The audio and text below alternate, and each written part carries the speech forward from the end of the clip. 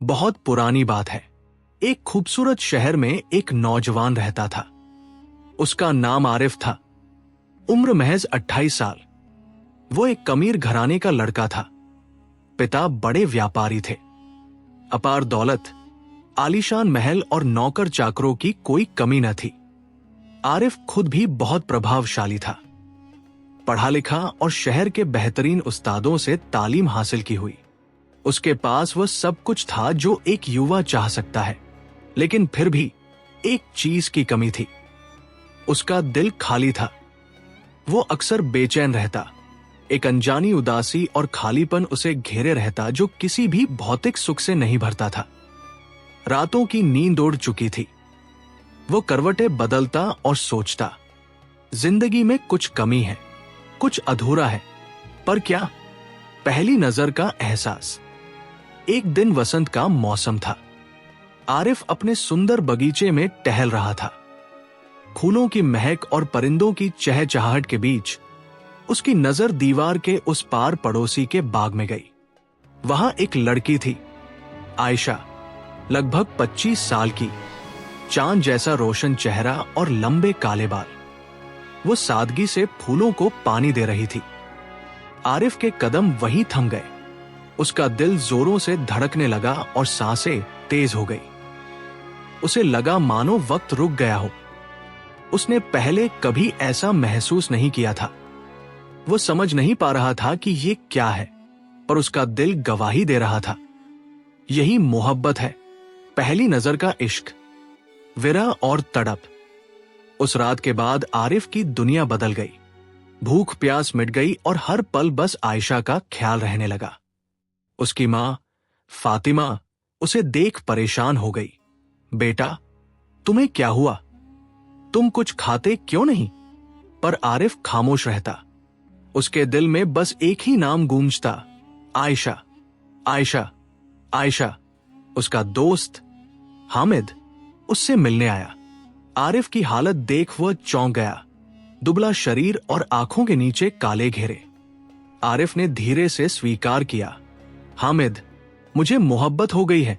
हामिद ने हौसला बढ़ाया, ये तो खुशी की बात है। तुम अमीर हो, पढ़े लिखे हो और काबिल हो।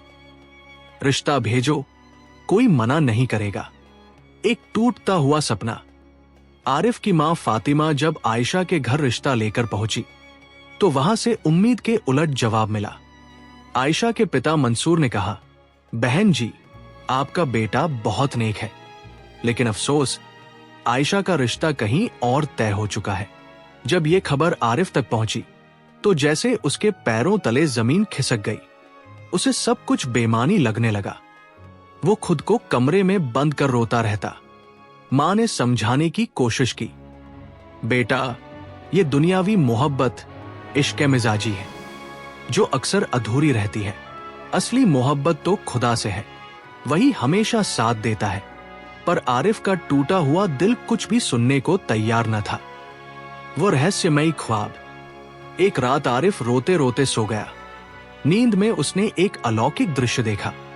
एक बुजुर्ग जिनकी सफेद दाढ़ी और नूरानी चेहरा था, आरिफ के सामने आए। उन्होंने कहा, ऐ नौजवान, जिसे तू मोहब्बत समझ रहा है वो सिर्फ तेरे मन की इच्छा, नफ्स की ख्वाहिश। ये बाहरी सुंदरता का आकर्षण है जो एक दिन खत्म हो जाएगा। बुजुर्ग ने आगे कहा, असली मोहब्बत की तलाश कर, इश्क ईश्वरीय प्रेम, वह जो कभी खत्म नहीं होता, कभी धोखा नहीं देता। अगर उस रास्ते पर चलना है तो मेरे पास आ। मेरा नाम शेख इब्राहिम है। मैं शहर के बाहर पहाड़ी पर बनी खानकाह आश्रम में रहता हूं। एक नई शुरुआत। आरिफ की आंख अचानक खुल गई। उसका दिल तेज धड़क रहा था, लेकिन मन में एक अजीब सा सुकून था। उसे अपनी उलझनों का हल मिलता दिख रहा था। उसने तय किया कि सुबह होते ही वह शेख इब्राहिम की तलाश में निकलेगा। एक नया सफर शुरू होने वाला था, मिट जाने वाली मोहब्बत से कभी न खत्म होने वाली रूहानी मोहब्बत की ओर। अगली सुबह जब सूरज निकला तो आरिफ की आंख खुली। वो सपना अभी भी उसके जहन में बिल्कुल ताजा था, जैसे अभी अभी देखा हो। शेख इब्राहिम खान कहा, इश्क हकीकी। ये शब्द आरिफ के दिमाग में गूंज रहे थे। वह तुरंत उठा और अपनी मां फातिमा के पास गया। मां सुबह की नमाज पढ़ रही थी। जैसे ही उन्होंने दुआ पूरी की, आरिफ ने कहा, अम्मी, मैंने एक बहुत ही अजीब सपना देखा है। आरिफ ने सपने की एक एक बात विस्तार से बताई। बुजुर्ग का वह नूरानी चेहरा, उनकी बातें और खानकाह का पता। ये सुनकर मां फातिमा हैरान रह गई। उनकी आंखें फटी की फटी रह गई। सुभान अल्लाह, बेटा, ये तो शेख इब्राहिम है, बहुत बड़े सूफी संत और अल्लाह के वली। आरिफ ने बेताबी से पूछा, क्या आप उन्हें जानती हैं? मां ने बताया, हाँ बेटा, वो बहुत मशहूर है। शहर के बाहर एक पहाड़ी पर उनकी खानकाह, आश्रम। लोग दूर दूर से उनसे मिलने और उनका आशीर्वाद लेने जाते हैं। आरिफ का दिल तेजी से धड़कने लगा। उसे विश्वास हो गया कि अगर उन बुजुर्ग ने उसे सपने में बुलाया है तो उसे जरूर जाना चाहिए। उसने तुरंत फैसला किया, मैं आज ही जाऊंगा। मित्र का विरोध और कठिन मार्ग। जब आरिफ तैयारी कर रहा था, तभी उसका दोस्त हामिद वहां आ पहुंचा। सारी बात सुनकर हामिद गुस्से में आ गया। क्या तुम उन फकीरों के पास जा रहे हो? ये सब धोखा और पाखंड है। इन सब चक्करों में मत पड़ो। बैठकर सोचो कि आयशा को कैसे पाना है।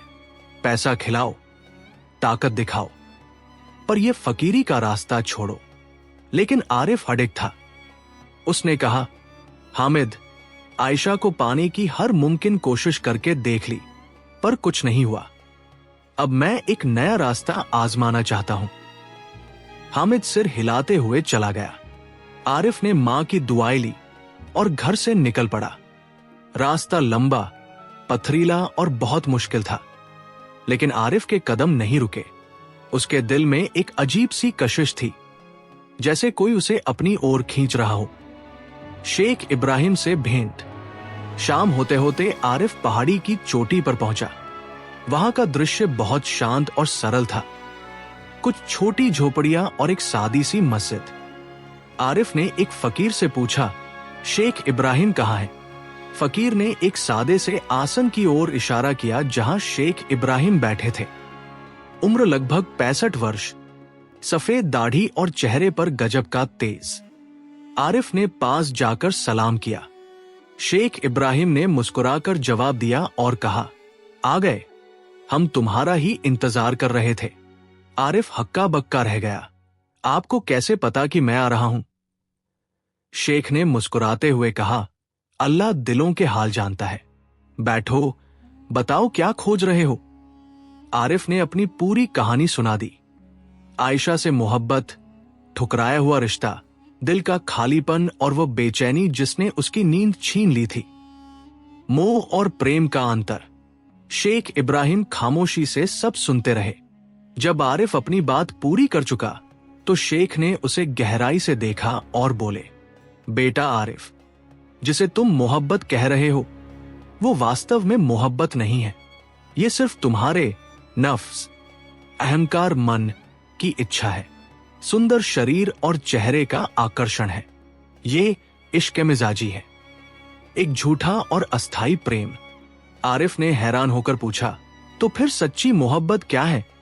शेख ने मुस्कुराकर समझाया, सच्ची मोहब्बत इश्क हकीकी है, यानी ईश्वर से प्रेम। इंसानों से प्रेम टूट सकता है, बदल सकता है और खत्म भी हो सकता है, लेकिन ईश्वर का प्रेम कभी धोखा नहीं देता। अगर तुम्हें आयशा मिल भी जाती तो कुछ दिन की खुशी के बाद तुम फिर बोर हो जाते, दिल फिर खाली हो जाता, क्योंकि कोई भी इंसान दूसरे इंसान को पूर्ण खुशी नहीं दे सकता। वो केवल ईश्वर ही दे सकता है। आरिफ को पहली बार जीवन का सत्य समझ आने लगा। शेख ने पूछा, मैं तुम्हें उस रास्ते पर ले जा सकता हूं, पर यह रास्ता बहुत कठिन है। क्या तुम तैयार हो? आरिफ ने बिना सोचे कहा, जी, मैं तैयार हूं। मुझे वो रास्ता दिखाए। शेख ने आशीर्वाद देते हुए कहा, कल से तुम्हारा आध्यात्मिक सफर शुरू होगा। शेख इब्राहिम ने आरिफ को अपने सामने बैठाया और बहुत गंभीरता से कहा, बेटा आरिफ, अगर तुम इश्क-ए-हकी की ईश्वरीय प्रेम चाहते हो तो पहले तुम्हें अपने नफ्स, मन अहंकार पर काबू पाना होगा। आरिफ ने पूछा, नफ्स ये क्या है? शेख ने समझाया, नफ्स तुम्हारी इच्छाएं हैं, तुम्हारा लालच, तुम्हारा गुस्सा, तुम्हारी सुख सुविधा की चाह, ये सब नफ्स की बातें हैं। नफ्स ही इंसान को ईश्वर से दूर करता है। आरिफ ने पूछा, तो मुझे क्या करना होगा? शेख ने कहा, यहां खानकाह में रहो 40 दिन तक। आरिफ राजी हो गया। शेख ने शर्तें रखी, फजर भोर से पहले उठना, 5 वक्त की नमाज पढ़ना, ईश्वर का निरंतर स्मरण जिक्र करना, रोजा व्रत रखना और सबसे कठिन शर्त, पूरी तरह मौन रहना। 40 दिन तक किसी से एक शब्द भी नहीं बोलना।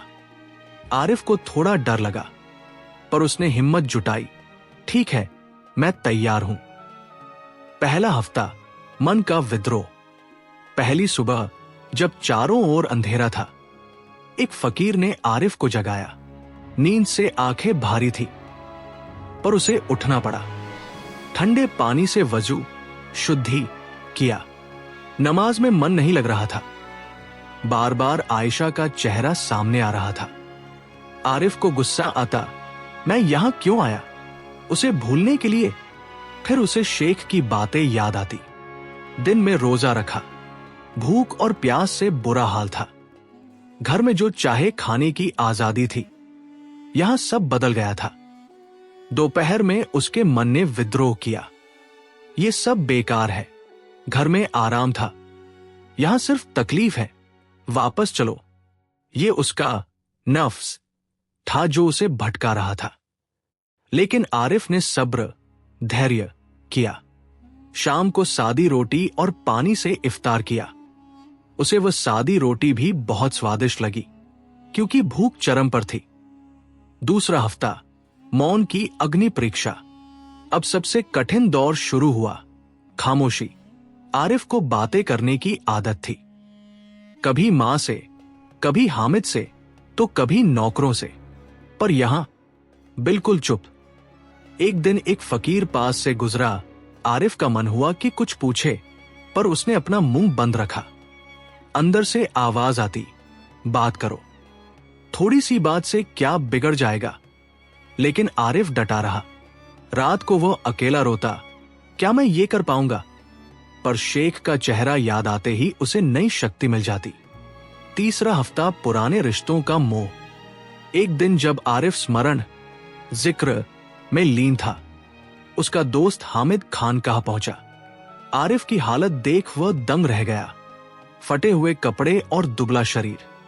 हामिद चिल्लाया, आरिफ, ये क्या हाल बना रखा है? छोड़ो ये सब और वापस चलो। मैंने सुना है अगले महीने आयशा की शादी होने वाली है। आयशा की शादी।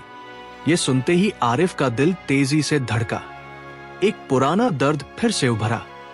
हामिद ने उकसाया, अभी वक्त है, वापस आओ। उसके पिता पर दबाव डालो, शायद वह मान जाए। आरिफ का मन डोलने लगा। लेकिन तभी शेख इब्राहिम वहां आ गए। उन्होंने हामिद से कहा, बेटा, आरिफ ने मौन का संकल्प लिया है, उसे परेशान न करो।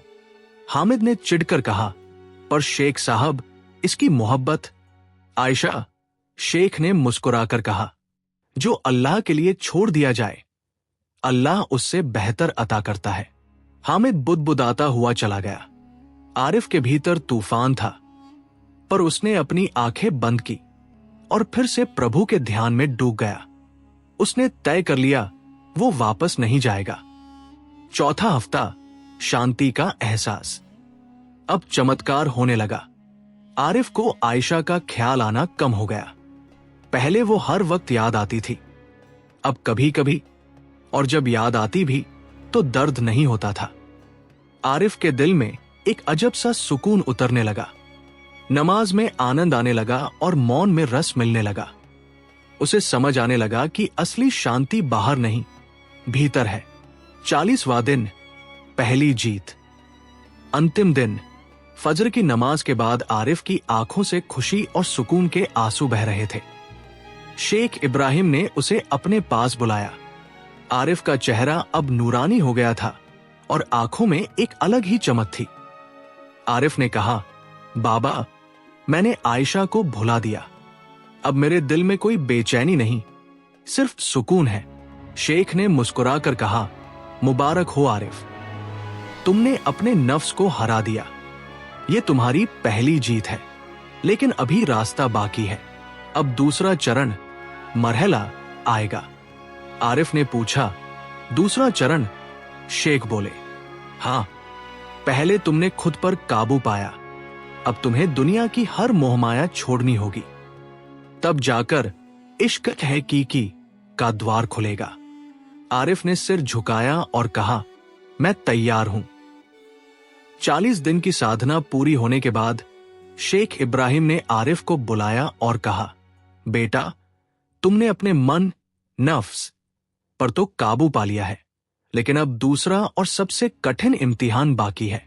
आरिफ ने पूछा, क्या करना होगा? शेख ने गंभीरता से कहा, शहर वापस जाओ और अपनी पूरी दौलत, अपना आराम, अपना महल, सब कुछ गरीबों में बांट दो। आरिफ स्तब्ध रह गया। सब कुछ? शेख ने समझाया, जब तक दुनिया की मोहब्बत दिल में है, तब तक अल्लाह की मोहब्बत उसमें जगह नहीं बना सकती। एक म्यान में 2 तलवारें नहीं रह सकती, या तो दुनिया बचेगी या फिर खुदा।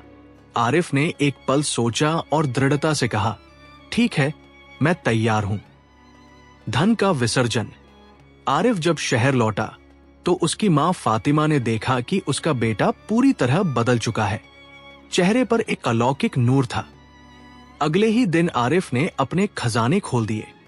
उसने शहर भर में ऐलान करवा दिया कि जो भी जरूरतमंद, अनाथ या लाचार है, वो उसके घर आए। आरिफ ने सोने के सिक्के, जेवर और कीमती सामान सब कुछ लुटा दिया। फिर उसने अपना आलीशान महल एक अनाथालय को दान कर दिया और खुद एक छोटे से कमरे में रहने चला गया, जहां बस एक खाट और चटाई थी। हामिद ने जब यह देखा तो वो आगब बुला हो गया। उसने चिल्लाकर कहा, आरिफ, तुम पागल हो गए हो। कल तक अमीर थे, आज फकीर बन गए।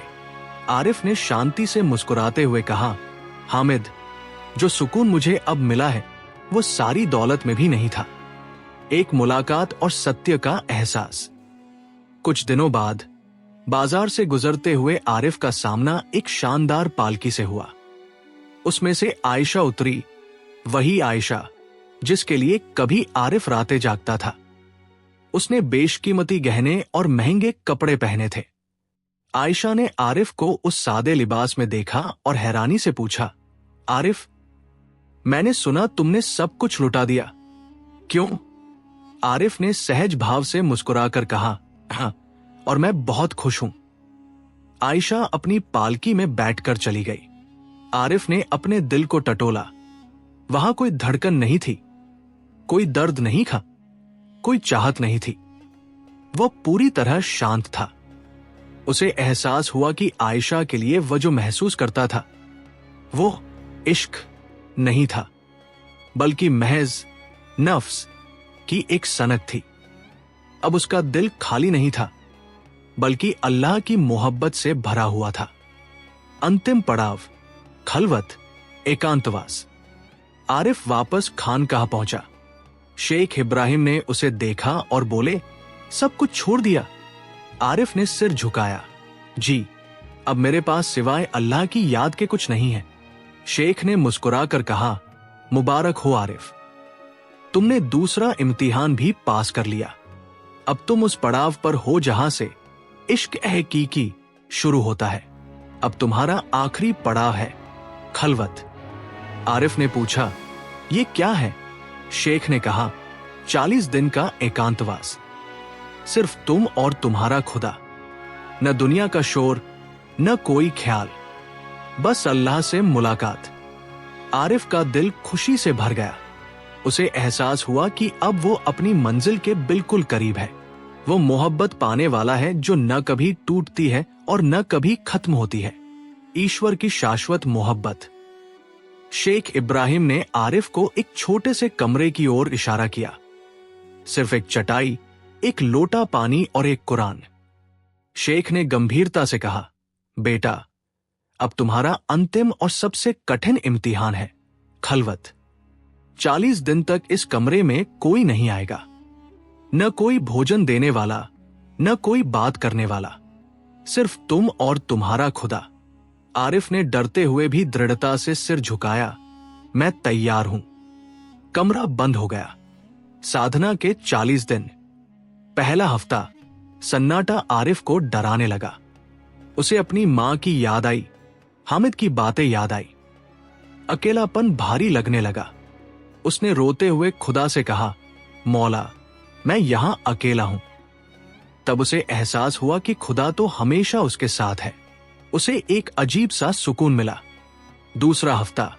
अब आरिफ को तन्हाई से डर नहीं, प्यार होने लगा। नमाज और जिक्र, स्मरण में उसे एक ऐसी रोशनी महसूस होने लगी जो पहले कभी नहीं दिखी थी। अब उसे कमरे की चारदीवारी छोटी नहीं, बल्कि ब्रह्मांड जितनी विशाल लगने लगी। तीसरा हफ्ता। एक रात तहज्जुद की नमाज में आरिफ फूट फूट कर रो पड़ा। उसे अपनी पूरी जिंदगी याद आई, कैसे वो आयशा के पीछे पागल था और ईश्वर को भूल गया था। वो पछतावे के आंसू नहीं, बल्कि रूहानी मोहब्बत के आंसू थे। पहली बार उसे लगा कि उसका मन का सारा बोझ उतर गया है। चौथा हफ्ता। एक रात आरिफ ने एक दिव्य स्वप्न देखा। उसे एक ऐसा नूर दिखाई दिया जिसकी चमक से पूरी दुनिया रोशन हो गई। उसे एहसास हुआ कि उसके दिल में अब आयशा के लिए नहीं, बल्कि ईश्वर के लिए अटूट प्रेम भर गया है। 40वां दिन। आत्म साक्षात्कार। जब 40वें दिन दरवाजा खुला तो आरिफ बाहर निकला। उसका चेहरा इतना चमक रहा था कि शेख इब्राहिम देखते रह गए। शेख ने उसे गले लगा लिया और कहा, मुबारक हो आरिफ, तुमने इश्क हकीकी पा लिया है। आरिफ ने मुस्कुराते हुए कहा, बाबा, जो मोहब्बत मैंने अब पाई है वो आयशा की मोहब्बत से लाखों गुना बढ़कर है। ये कभी खत्म नहीं होती, ये कभी धोखा नहीं देती। आरिफ का शेष जीवन। आरिफ ने वापस घर जाने के बजाय खानकाह में ही रुकने का फैसला किया। उसने अपना शेष जीवन ईश्वर की इबादत, गरीबों की सेवा और लोगों को प्रेम का सही रास्ता दिखाने में बिताया। हामिद का परिवर्तन। जब हामिद ने आरिफ के चेहरे पर वह दिव्य सुकून देखा तो वो खुद भी बदल गया और आरिफ का मुरीद बन गया। मां फातिमा। जब मां ने अपने बेटे को आरिफ बिल्ला, ईश्वर को पहचानने वाला के रूप में देखा तो उनकी दुआएं पूरी हो गई। आयशा की स्थिति। दूसरी ओर आयशा की शादी एक अमीर घर में तो हो गई थी, लेकिन वो अंदर से खाली थी। उसने जब सुना कि आरिफ अब ईश्वर का प्रेमी बन गया है तो उसे अपनी दौलत और खाली दिल की तुलना में अपना जीवन व्यर्थ लगने लगा। उपसंहार। एक दिन शेख इब्राहिम ने आरिफ से कहा, बेटा, तुमने दिखा दिया कि इंसान अगर चाहे तो दुनिया की मोहमाया को राख करके ईश्वर को पा सकता है। आरिफ ने विनम्रता से जवाब दिया, बाबा, आयशा तो बस एक बहाना थी।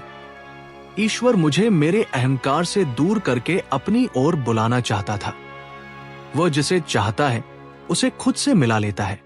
आरिफ की कहानी आज भी उस सत्य को दोहराती है कि इंसान जिसे मोहब्बत समझकर रोता है वो अक्सर केवल एक इच्छा होती है, जबकि सच्ची मोहब्बत केवल ईश्वर से ही संभव है, जो कभी खत्म नहीं होती। कहानी का मुख्य संदेश, इश्क मिजाजी से इश्क हकीकी तक। इस कहानी का सार यह है कि जिसे हम अक्सर मोहब्बत कहते हैं वो अक्सर केवल हमारे नफ्स, अहंकार और मन की इच्छाओं की एक भूख होती है। आरिफ जब आयशा को न पा सका तो वह टूट गया, लेकिन यह विफलता उसके जीवन का सबसे बड़ा मोड़ साबित हुई।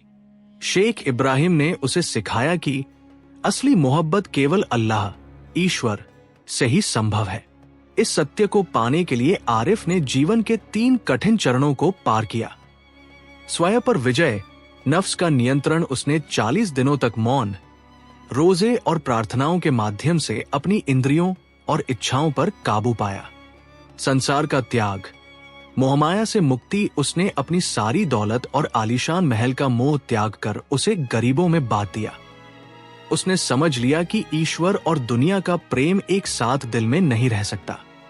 ईश्वर से साक्षात्कार, एकांतवास, खलवत 40 दिनों की घोर तन्हाई में उसने खुद को दुनिया से काट लिया और केवल ईश्वर के ध्यान में डूब गया। निष्कर्ष, आरिफ को अंततः इश्क हकीकी, दिव्य प्रेम मिल गया जो न कभी टूटता है, नहीं कभी धोखा देता है। उसने जान लिया कि जिसे वो आयशा की मोहब्बत समझ रहा था वो केवल एक बहाना था जिसके जरिए ईश्वर ने उसे अपने करीब खींच लिया। सीख, सच्चा सुकून और शाश्वत प्रेम बाहरी दुनिया में नहीं बल्कि स्वयं के भीतर और ईश्वर के साथ जुड़ाव में ही मिलता है।